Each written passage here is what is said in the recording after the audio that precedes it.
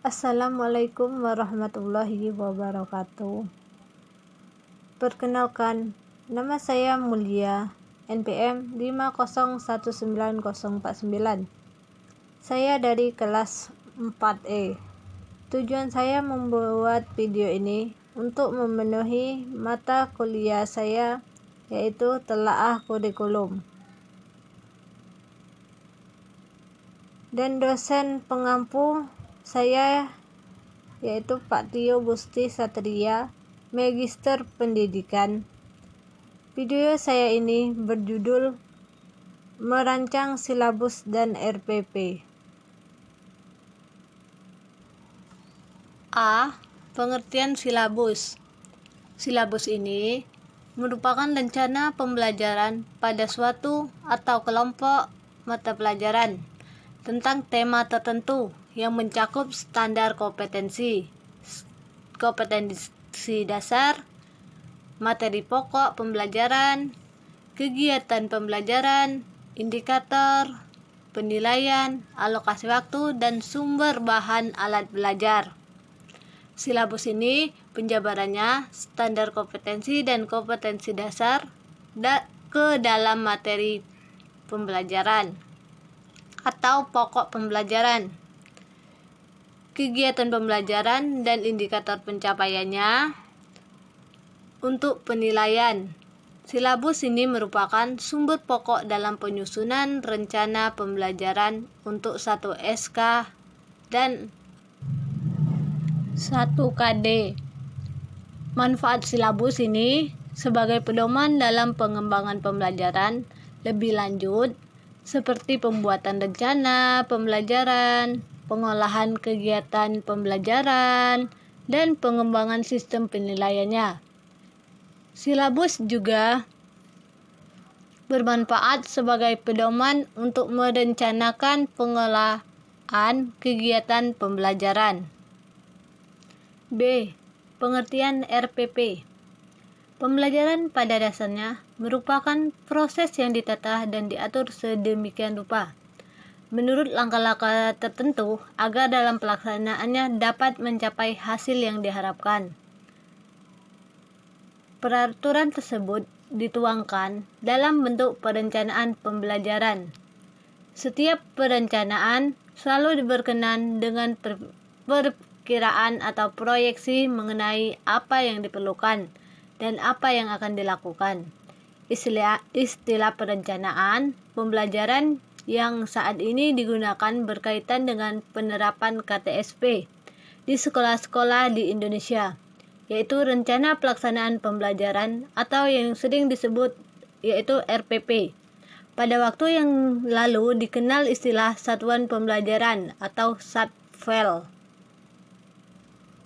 Rencana Pelajaran atau RENPEL dalam istilah sejenis lainnya. Silabus pun memiliki prinsip pengembangan silabus, fungsi, dan komponen silabus.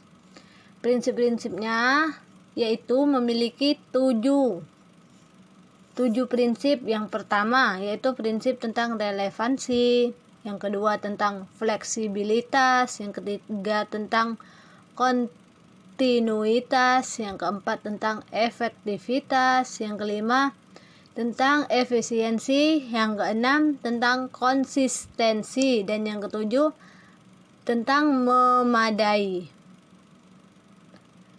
Fungsi silabus yaitu terbagi menjadi 3 fungsi dalam silabus. Yang pertama tentang preventif, yang kedua tentang korektif, dan yang ketiga tentang konstruktif. Dalam silabus juga memiliki komponen silabus. Komponen silabus ini terdiri dari 7 komponen silabus, yaitu yang pertama tentang standar kompetensi dan kompetensi dasar. Yang kedua, materi pembelajaran. Yang ketiga, kegiatan pembelajaran. Yang keempat, indikator. Yang kelima, penilaian.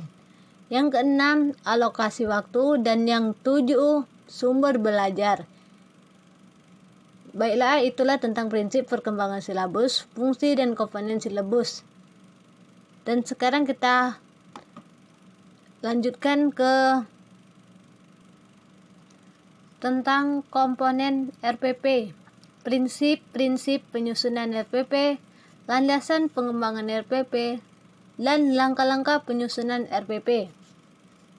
Dalam RPP ini memiliki komponen RPP. Dalam komponen RPP yaitu yang pertama tentang kolom identitas mata pelajaran, yang kedua standar kompetensi, yang ketiga kompetensi dasar, yang keempat indikator pencapaian kompetensi, yang kelima tujuan pembelajaran, yang keenam materi ajar atau materi pokok, yang kedelapan alokasi waktu, yang kesembilan metode pembelajaran, yang ke-10 kegiatan pembelajaran, yang ke-11 penilaian, dan yang ke-12 yaitu tentang sumber belajar.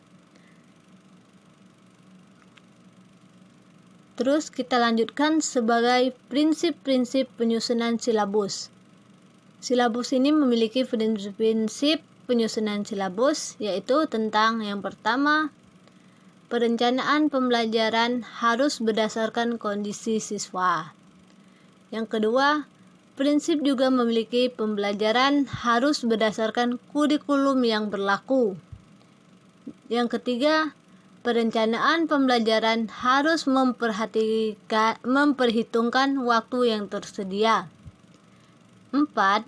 Perencanaan pembelajaran harus merupakan urutan kegiatan pembelajaran yang sistematik.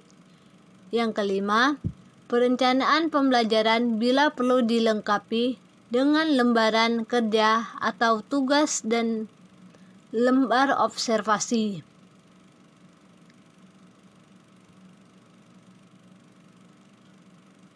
Yang keenam yaitu tentang perencanaan pembelajaran harus bersifat fleksibel.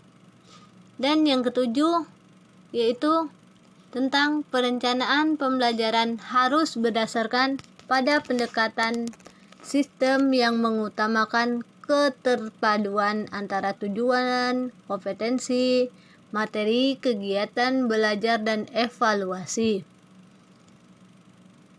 Baiklah, kita lanjutkan kembali tentang landasan pengembangan RPP. RPP ini ada juga memiliki landasan pengembangan RPP, yaitu Peraturan Pemerintah Republik Indonesia Nomor 19 Tahun 2005 tentang Standar Nasional Pendidikan Pasal 20, yaitu perencanaan proses pembelajaran meliputi silabus. Dan rencana pelaksanaan pembelajaran ini yang memuat sekurang-kurangnya tujuan pembelajaran, materi ajar, metode pengajaran, sumber belajar, dan penilaian hasil belajar siswa. Terus kita lanjutkan kembali ke tentang langkah-langkah menyusun RPP. Langkah-langkah menyusun RPP ini yaitu yang pertama, menuliskan identitas mata pelajaran. Yang kedua, menulis standar kompetensi. Yang ketiga, menuliskan kompetensi dasar. Yang keempat, menuliskan indikator pencapaian kompetensi. Yang kelima, merumuskan tujuan pembelajaran. Yang keenam, tentang materi ajar. Yang ketujuh, tentang alokasi waktu.